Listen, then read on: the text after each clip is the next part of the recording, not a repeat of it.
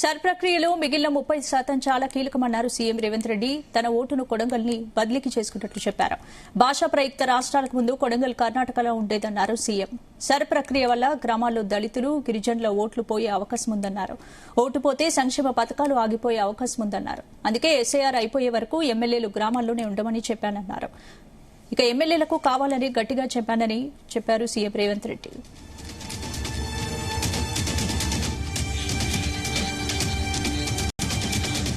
ఇందుకు సంబంధించి పూర్తి అప్డేట్స్ మా బ్యూరో చీఫ్ నరేందర్ అందిస్తారు. నరేందర్, స్పందన కాసేపటి క్రితమే అసెంబ్లీకి వచ్చినటువంటి సీఎం రేవంత్ రెడ్డి అసెంబ్లీలో జరుగుతున్నటువంటి అభివృద్ధి కార్యక్రమాలకు సంబంధించినటువంటిది రివ్యూ చేశారు. దాని తర్వాత మీడియాతో చిట్ చాట్ నిర్వహించారు. ఇందులో చాలా అంశాలు కూడా సీఎం రేవంత్ పంచుకున్నటువంటి పరిస్థితి. ఎందుకంటే ఇందులో ఎస్ఐఆర్ గురించి ముందు ప్రస్తావించారు. ఎస్ఐఆర్ అనేది చాలా ప్రతిష్టాత్మకమైంది. ఓటు కనుక ఓటే అన్ని పథకాలు నిలిచిపోయేటువంటి పరిస్థితికి దారి తీస్తుంది అన్నటువంటి విషయాన్ని ఒక హాట్ కామెంట్ చేశారు. ఎందుకంటే రేషన్ కార్డు దానికి లింక్ అవుతుంది. అదే సమయంలో ఆధార్ కార్డు కూడా ఓటర్ కార్డుకు అనుసంధానంగా ఉండే అవకాశాలు ఉంటాయి. కాబట్టి ప్రతి ఒక్కరు కూడా ఓటు హక్కును పోగొట్టుకోకూడదు. అందుకనే నేను గాంధీ భవన్ కూడా లీడర్ని రావద్దని చెప్పాను అని కూడా ఆయన చెప్పారు. అందుకనే ఎవరు ఆశావాదులు కానీ ఎవరున్నా కూడా ఇట్లాంటి హైదరాబాద్కి వచ్చి ఓటు హక్కు సంబంధించినటువంటి ఇంపార్టెంట్ కార్యక్రమాల్లో ఉండకుండా హైదరాబాద్ కు చక్కర్లు కొట్టొద్దు అని కూడా అందుకే చెప్పానని చెప్పారు. అదే సమయంలో తన ఓటు 2 చోట్ల ఉంది అన్నటువంటి ఆరోపణ కొంతమంది చేస్తున్నటువంటి మాట అవాస్తవం అని కూడా ఆయన చెప్పారు. ఎందుకంటే కొడంగల్కు మార్చుకోవడం కోసమే అక్కడి నుంచి ఇటు వచ్చి తప్ప 2 చోట్ల నాకు ఓటు హక్కు లేదు అనే విషయాన్ని మరోసారి స్పష్టం చేశారు. కొంతమంది కావాలని దుష్ప్రచారం చేస్తున్నారు తప్ప నిజంగా అలాంటి పరిస్థితి ఉంటే కంప్లైంట్ ఇచ్చుకోండి, దాన్ని ఎంక్వైరీ చేద్దామని కూడా చెప్పినట్టుంది. అదే సమయంలో ఎవరైనా ఎస్ఐఆర్ ద్వారా ఇబ్బంది పడినట్టుంటే కాంగ్రెస్ కార్యకర్తలకు కానీ అక్కడ ఉన్నటువంటి లోకల్లో ఉన్నటువంటి బిఏలు కూడా చెప్పుకోవాల్సిన అవసరం ఉందని కూడా చెప్పారు. అందుకనే ఇలాంటి పరిస్థితి ఉంటుందనే ఉద్దేశంతో కార్యకర్తలు కానీ ఏదైనా గ్రామాల్లో ఇన్ఛార్జిగా ఉన్న వాళ్ళందరూ కూడా సీరియస్ గా తీసుకోవాలి, ఎమ్మెల్యేలు బాధ్యత వహించాలని కూడా చెప్పానని కూడా ఈ సందర్భంగా చిచ్చారు. 30% కావాల్సి ఉంది, ఇది చాలా కీలకంగా ఉంది అని కూడా చెప్పారు. ఎస్ఐఆర్ నాయకులకు సంబంధించింది కాదు, ఇది జనాలకు సంబంధించినటువంటి ఇష్యూ. కనుక ప్రతి ఒక్కరు దీన్ని సీరియస్ గా తీసుకోవాల్సినటువంటి అవసరం ఉందని కూడా చెప్పారు. ఇందులో చాలా అంశాలు కూడా కేటీఆర్ కి సంబంధించినటువంటి అంశం మీద మాట్లాడారు. యువబడిన సంస్థకు సంబంధించి కానీ అదేవిధంగా ఆయన గతంలో చేసినటువంటి నిర్వాహకం వల్లే దాదాపు 25 మంది దాకా చనిపోవాల్సిన పరిస్థితి వచ్చింది అని కూడా చెప్పారు. అదే సమయంలో కేసీఆర్, హరీష్ రావు, సంతోష్ వీళ్ళెవరు కూడా రక్తం దారబోయలేదు. అందుకనే ఆ రోజు నేను అనాల్సి వచ్చింది. నిజంగానే అలాంటి పరిస్థితి వాళ్ళ కుటుంబం నుంచి ఎందుకు రక్తదానం చేయలేదు, అది కూడా అమ్ముకోవాల్సిన పరిస్థితి వచ్చిందని కూడా ఈ సందర్భంగా తన చిట్ చాట్ లో చెప్పారు. కాళేశ్వరం సంబంధించిన అంశం మీద కానీ మిగతా అంశాలు కూడా చాలా ఇష్యూస్ దీంట్లో చెప్పినటువంటి పరిస్థితి అయింది. ఆహార కల్తీ పైన కూడా కఠినంగా ఉన్నాము.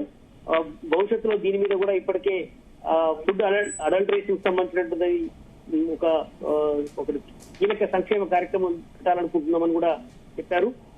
అదే సమయంలో మిగతా అంశాలు కూడా చాలా ఇష్యూస్ ఈయన తీసుకొచ్చినటువంటి పరిస్థితి మనకు కనిపించింది. ముఖ్యంగా సీఎం రేవంత్ రెడ్డి వివిధ అంశాల మీద మాట్లాడుతూ మోడీ చేస్తున్నటువంటి ఇష్యూలో భాగంగా, ఎందుకంటే ముఖ్యంగా తెలంగాణలో సంబంధించి ముస్లింస్ హైదరాబాద్ లో చాలా పెద్ద ఎత్తున అలాంటి వాళ్ళను ఎగ్జాంపుల్ గా తీసుకు కొంతమంది తొలగించాలన్నటువంటి ఉద్దేశంతో ఇలాంటి పద్ధతులకు ఒడిగట్టారని కూడా చెప్పారు. అందుకనే ఓటు చాలా కీలకమైంది.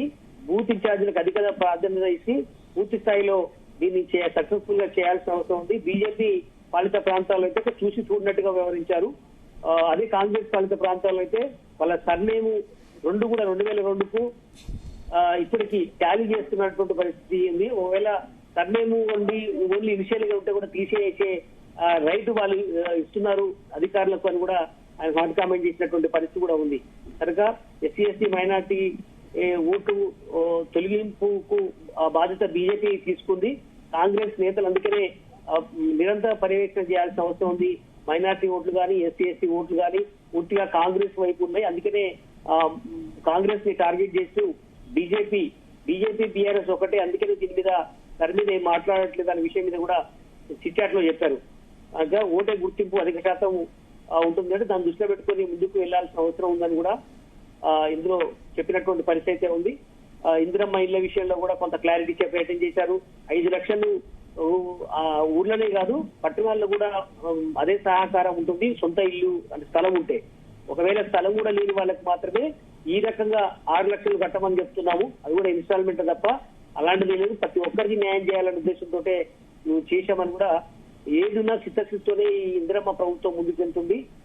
ఇష్టానుసారంగా మాట్లాడే రైట్ వాళ్ళకి లేదు. అది కాళేశ్వరం విషయంలో కానీ, నీట్ పేపర్ లీకేజ్ విషయంలో ఎవరు బీఆర్ఎస్ లీడర్లు ఎందుకు మాట్లాడట్లేదని కూడా, ఇదంతా బీజేపీతో అనుసంధానంగా ఉండడం వల్ల ఇదంతా చేస్తున్నారని కూడా చెప్పారు. రేపు కేటీఆర్ చేసేటువంటి ధర్నా చౌక్ కార్యక్రమానికి మరి పర్మిషన్ ఇస్తారా అని మీడియా అడిగిన ప్రశ్నలకు అది పోలీస్ డిపార్ట్మెంట్ ఇచ్చే అవకాశం ఉంటుంది అని కూడా ఆయన చెప్పే ప్రయత్నం చేశారు. హైడ్రా తరహాలోనే ఈగల్ ఈ టీం చాలా పకడ్బందీగా పనిచేస్తుంది. భవిష్యత్తులో మరిన్ని ఈ రకంగా రాబోతున్నాయని కూడా చెప్పారు. దేవాలయాల మీద హరీష్ రావు చేసినటువంటి వ్యాఖ్యలు అర్ధరహితం అని చెప్తూనే హరీష్ రావు మంత్రి పదవి ఎందుకు తీసేశారో మరి ఆయనే చెప్పాల్సిన అవసరం ఉందని కూడా ఇందులో చెప్పినటువంటి పరిస్థితి ఉంది. ఇందిరమ్మ ఇళ్ల విషయంలో కానీ, ఓటర్ గుర్తింపుకు సంబంధించి కానీ, మిగతా అన్ని అంశాల మీద కూడా ఆయనే అలా కుండబద్దలు కొట్టినట్టు చెప్పినటువంటి పరిస్థితి. ఆయన 3 నెలలకు రాయాల్సిన అవసరం ఉంది. గ్లోబల్ అయిన ఇష్యూలో చనిపోయినటువంటి సంఘటన నేపథ్యంలో టీజీసీ పరీక్షల కాంట్రాక్ట్ పొందడం కానీ, ఇట్లాంటి చాలా అంశాలు కూడా ఆయన ఇందులో మాట్లాడినటువంటి పరిస్థితి. గతంలో కొడంగల్ ప్రాంతం కర్ణాటకలోని జిల్లాలో ఉండేది. భాషా ప్రయుక్త రాష్ట్రాలను చేసినప్పుడు కొడంగల్ పాలమూరులోకి వచ్చింది తప్ప ఆ రకంగా మేము అక్కడికి మార్చుకోవాల్సి వచ్చింది.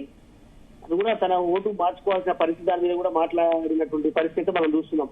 బట్ మొత్తానికి తన చిట్చాట్లో దాదాపు 1.5 గంటల సేపు మాట్లాడిన దాంట్లో ప్రతి అంశాన్ని మాట్లాడారు. కాళేశ్వరము, ఓటు ప్రాధాన్యత, త్వరలో జరుగుతున్నటువంటి డిలే, గ్రేటర్ హైదరాబాద్ పరిధిలో ఉన్నటువంటి ఉమ్మడి రంగారెడ్డి జిల్లాకు సంబంధించి కానీ, హైదరాబాద్ దీంట్లో ఇంకా కూడా 30% కూడా దాటలేదు కాబట్టి మరింత స్పీడ్ పెంచారు. అందుకని డేట్ పెంచారు కాబట్టి మరింత అప్రమత్తంగా ఉండాలి అనుకున్నటువంటి విషయం మీద మాట్లాడినటువంటి పరిస్థితి కనిపిస్తుంది. Right, thank you.